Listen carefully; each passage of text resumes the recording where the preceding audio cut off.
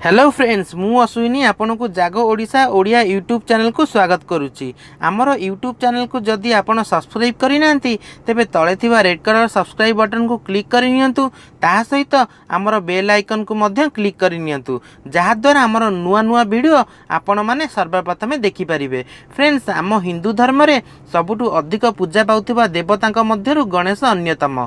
विघ्नहर्ता नारे परिचित गणेश को पिला माने ज्ञान वृद्धि निमंते पूजा करि गणेश चतुर्थी दिन भिन्न भिन्न उपाय रे गणेश को पूजा करा जाई थाए। गणेश पूजा करिया पई सेमिति किछि स्वतंत्र नियम न थाए, किंतु शास्त्रविद को कहिबा अनुसार गणेश पूजा करुथिबा पिला माने से दिन चंद्र को देखंतु नाही, एहा द्वारा अमंगल होई थाए और आपण को पूजा असंपूर्ण रही थाए। तेणु यथा संभव से दिन संध्यारे आकाश को चाहतु नहीं। या छड़ा जदि आपण माने घरे गणेश मूर्ति को पूजा करुछंती तेबे किछिटा विशेष कथा उपरे मध्य ध्यान देबे। जेमिति कि गणेश मूर्ति ठिया होइतिबा अवस्था रे पूजा करंतु नहीं, बसी थिबा अवस्था रे ही रखी पूजा करंतु। या छड़ा ऑफिस रे ठिया होइतिबा मूर्ति ही पूजा करंतु।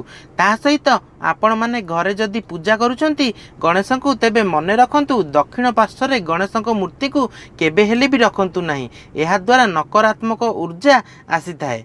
और शास्त्रविद को कहिबा अनुसार गणेश पूजा दिन एपरि करिबा द्वारा सब किछि ठीक ठाक रुहे।